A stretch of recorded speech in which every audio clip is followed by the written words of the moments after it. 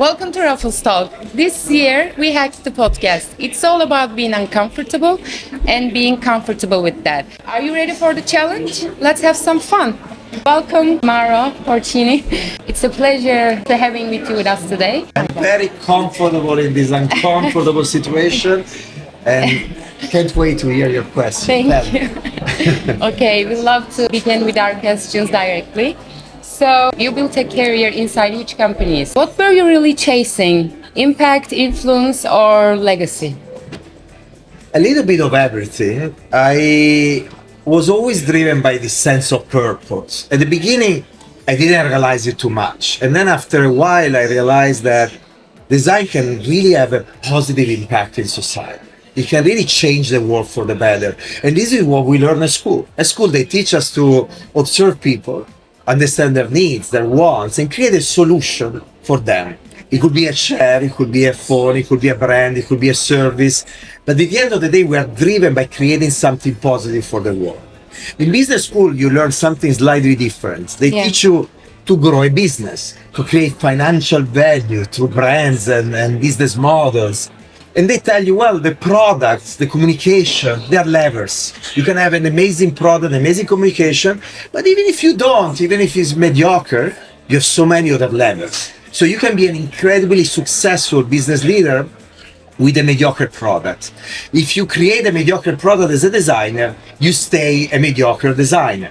And so by definition, our role is to create something really meaningful for people. Mediocrity means that you may have a product that is functional but is ugly. Or maybe it's functional, it's beautiful, but it's not sustainable.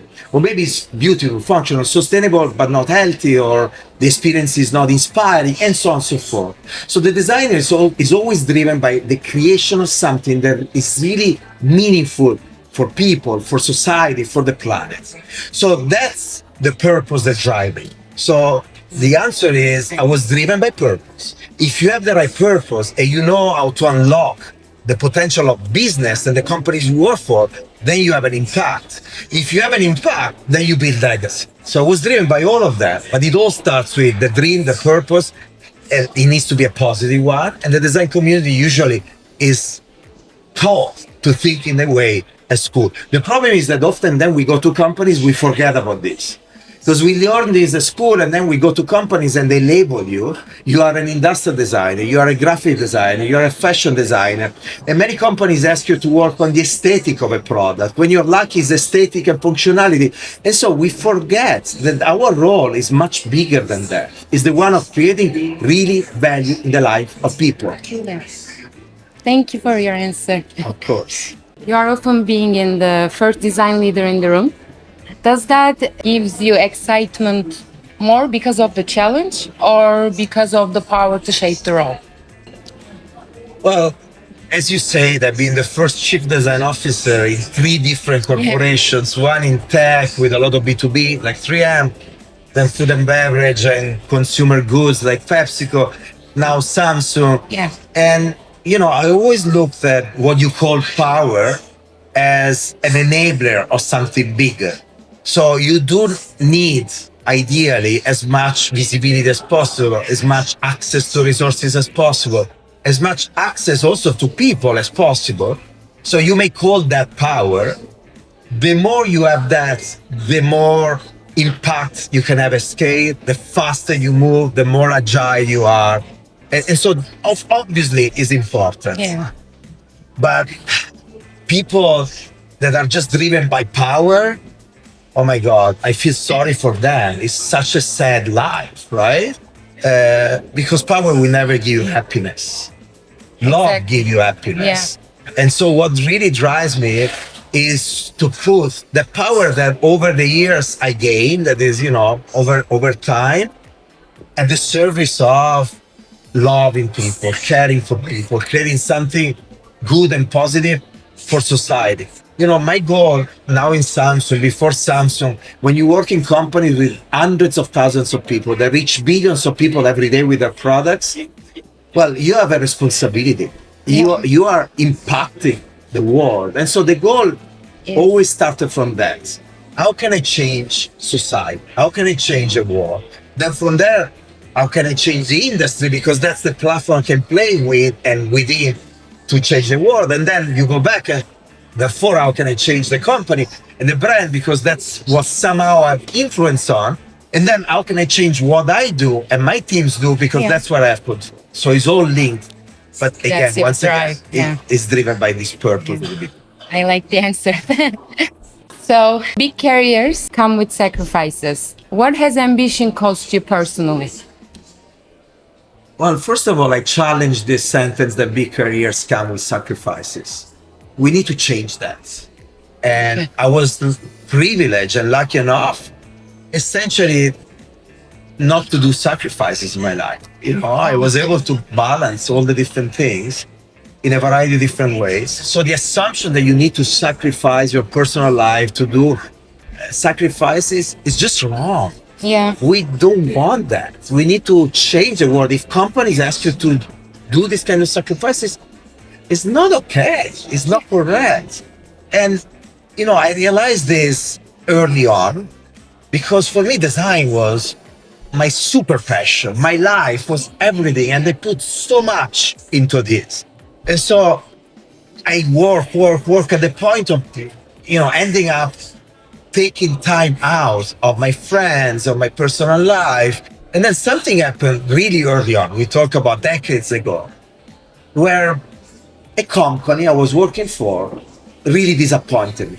Something happened. I was about almost to lose my job, but in a very unfair way. Really like, is this really happening? And in those couple of weeks where I was really, you know, struggling, the people close to me, my family, my, you know, my girlfriend back then, my friends, they were my support system. Their love, their care was important. So I was like, wait a second. Sometimes that's what we need. I mean, that kind of wait a support. second. I need to invest in that. I need to find the right balance, what the famous work-life balance, because job and work and your company cannot be everything.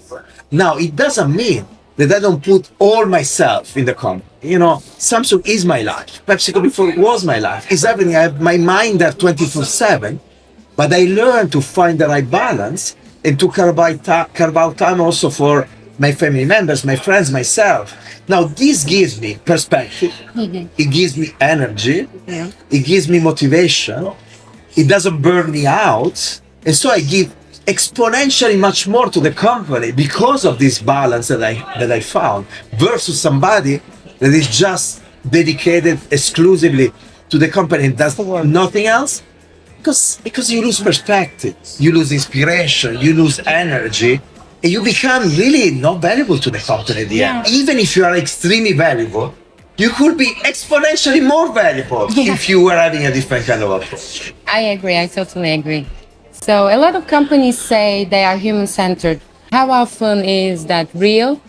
And how often is it just a good language? I think often is a tagline, is language created by the marketing organization, stick to the brand.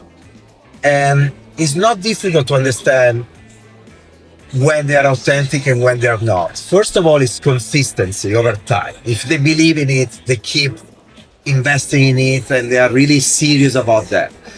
But also, if you interact with these companies and you interact with the people behind these taglines and claims, you understand when they are authentic or when they're doing it just because it serves the brand and a business goal.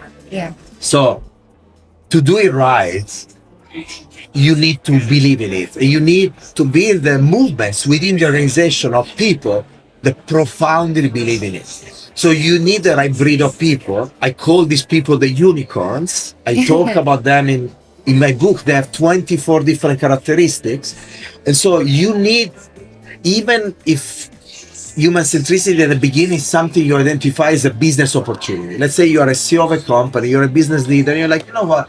This makes sense. It can help my brand. Even in the case, even if it starts in the way, then you need to figure out a way to really believe in it and build a team that believe in it and build a movement in the organization of people that believe in it. Else, the people out there, the users, the consumers, the customers, all of us, we're not stupid. We get it. Sooner or later, they will understand. So it's not going to serve your brand anyway. So you better be real, but you're right. Often companies use it as a tagline.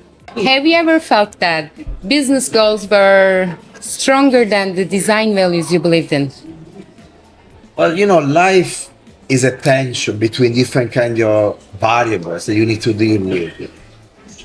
The way we design our world, our society, is based on this idea that you have a business and you create value for the business, and then these different businesses are in competition with one another.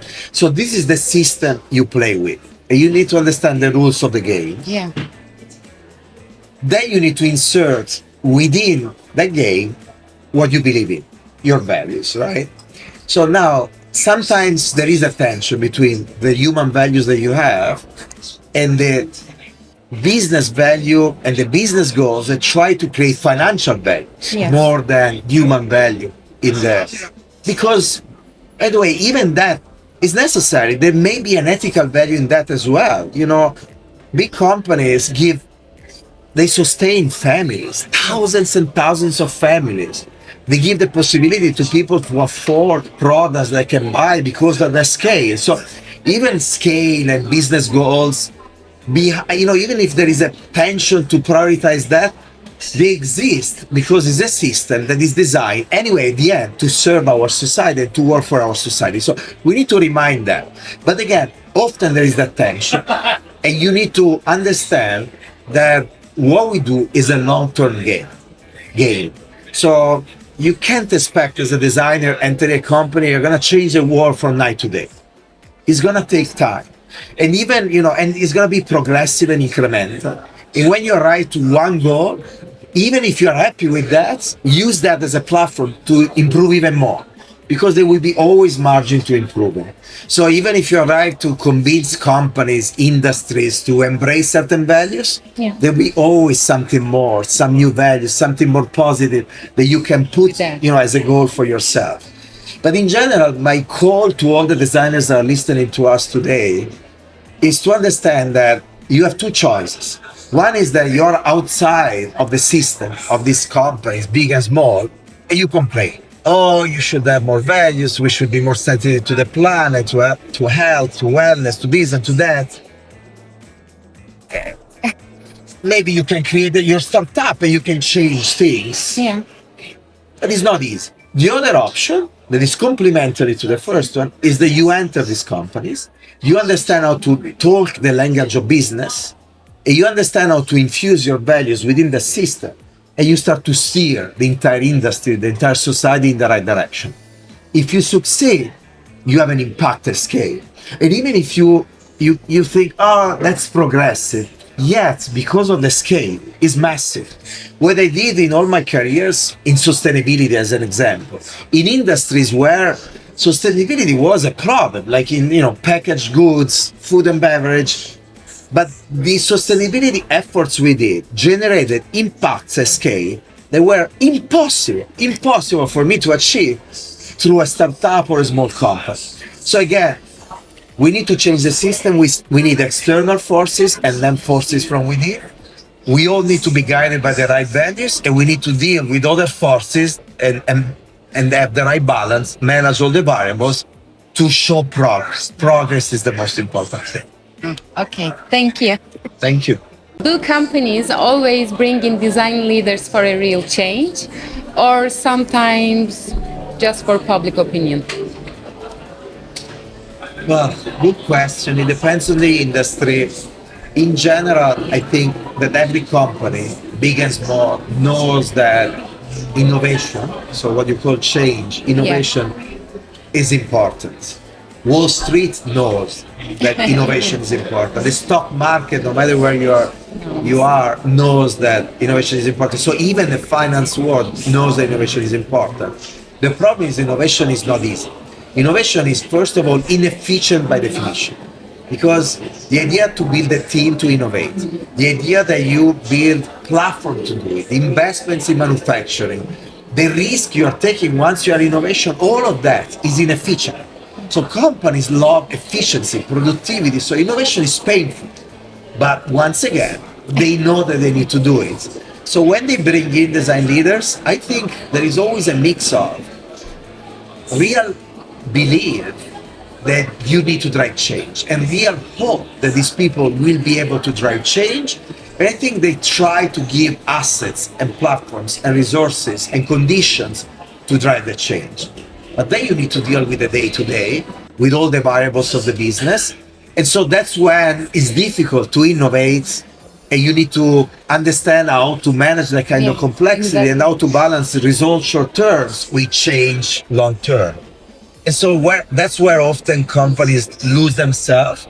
But I think very few companies bring in people just for the brand of the person. Now, it can help.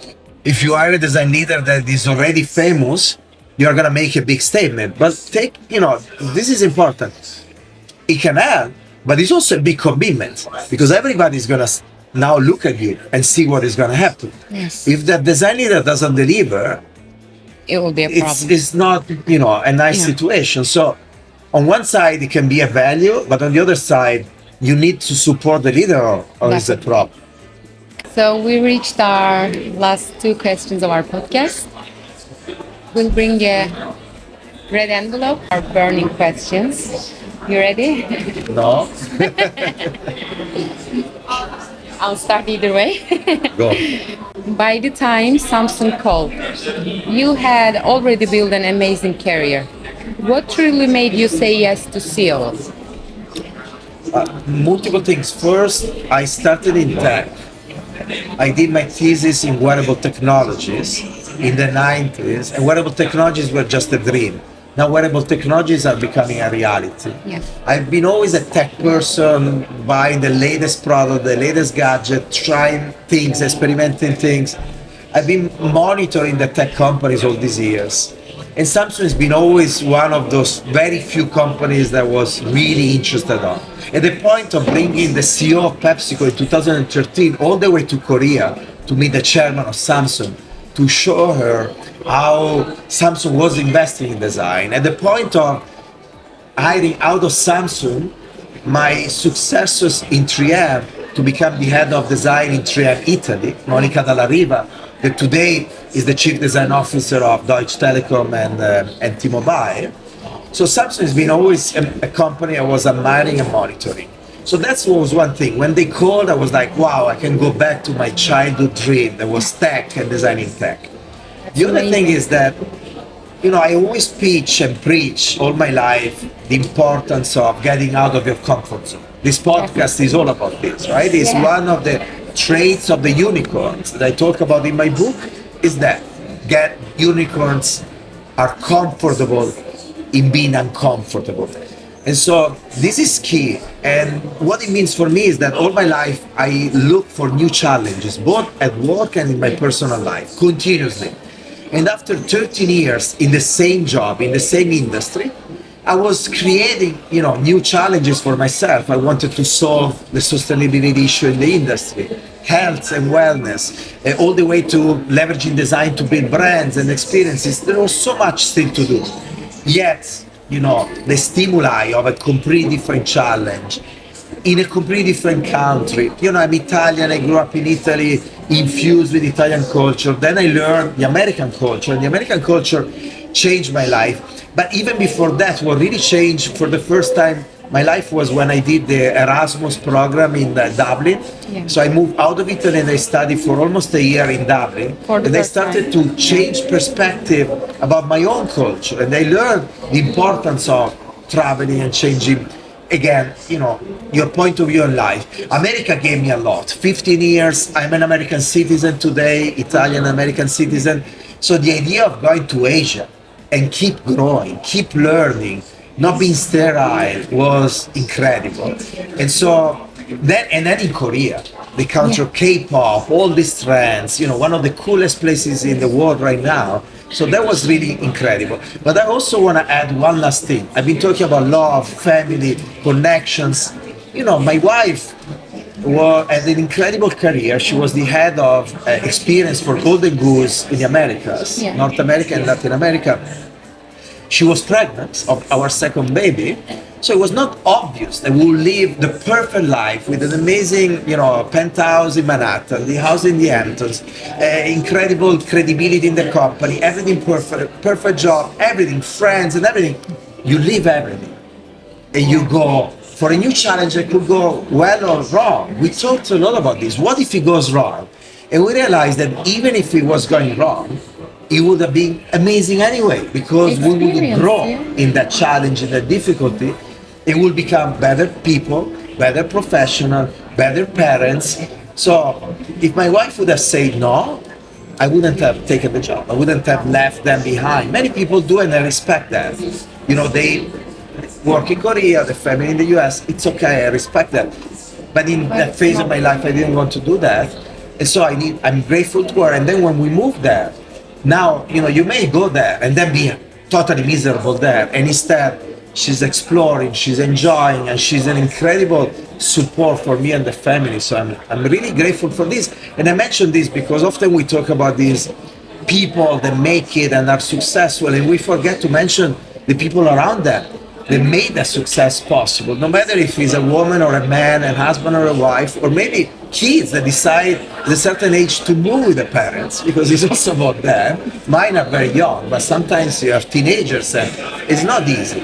So my wife, she moved around the world when she was young, and it was very traumatic for her when she had to do it. Then she was amazing because she grew a lot through that. Thank you. So our last question.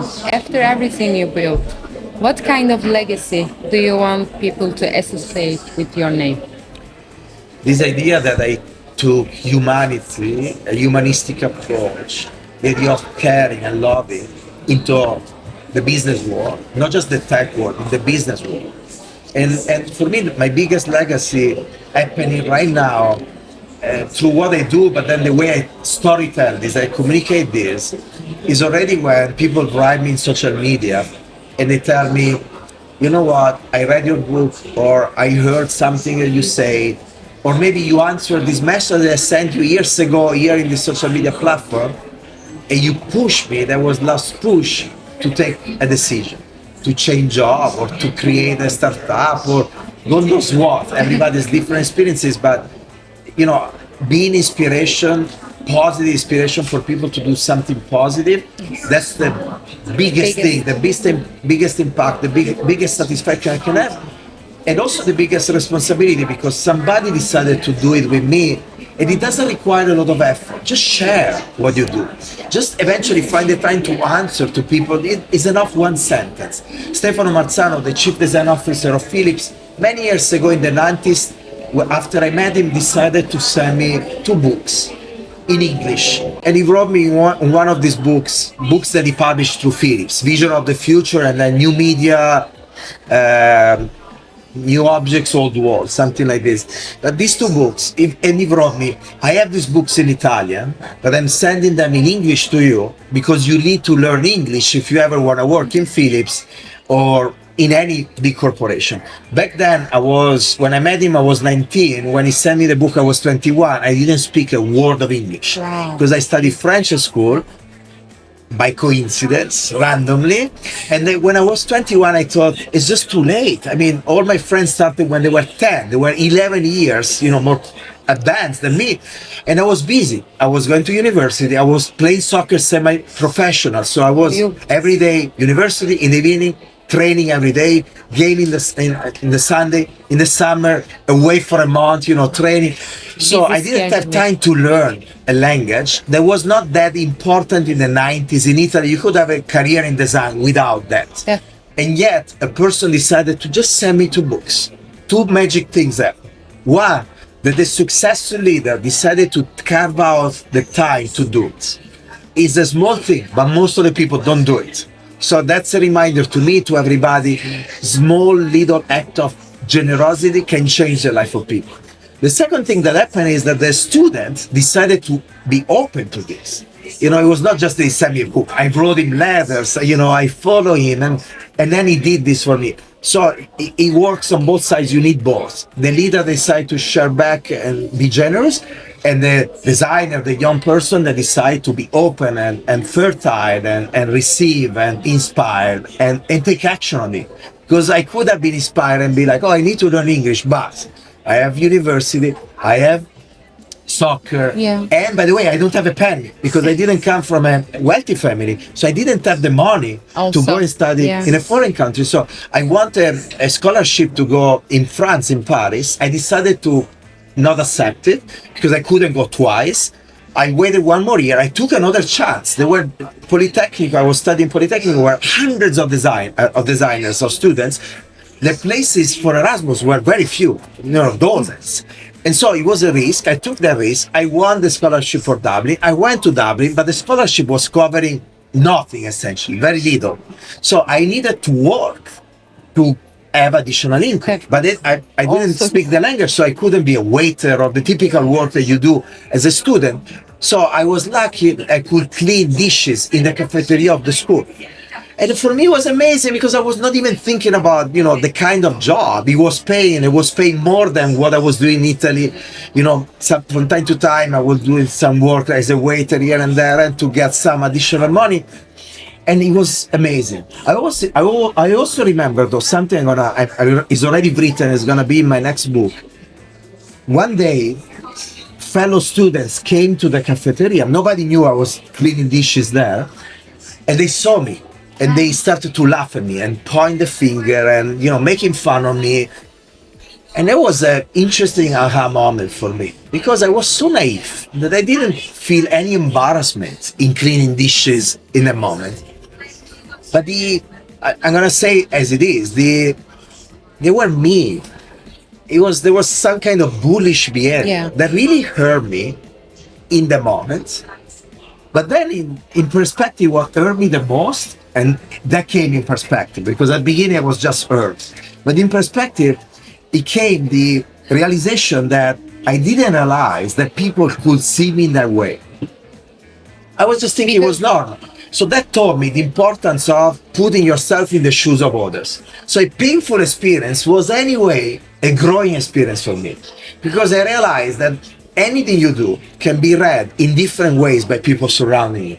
So every time you do anything, for instance, in social media, we're all active in social media. Any word you say in social media, you may put an intent in that, but you need to think what people will read in the world, what people will read in the picture, what people will read in a design that I did, in a decision that I took, in anything, in the way I dress, in anything. If you start to think in a way that, by the way, require EQ, empathy, putting yourself in your shoes. When I created my podcast, I called it In Your Shoes because I was interviewing people, trying to put myself in their shoes and have a dialogue. But this ability to develop the muscle of the emotional quotient and put yourself in the shoes of others and understand how everything you do has an impact on others, and that impact is going to have a reaction on you and a reaction on your business, your dream, what you're trying to do in the world. It's been really powerful, and that was one of the multiple episodes. And obviously, in retrospective, because in that moment I didn't read it that way. In retrospective, helped me growing and learning the importance of perspective and looking at things from different point of views. Oh, okay. That was a perfect answer. Thank you. Thank you. Thank you for being with us. Thank you. Thank you so much. Thank you. You are Thanks good. for joining with us. Thank you. So insightful. Grazie mille, thank you for your time.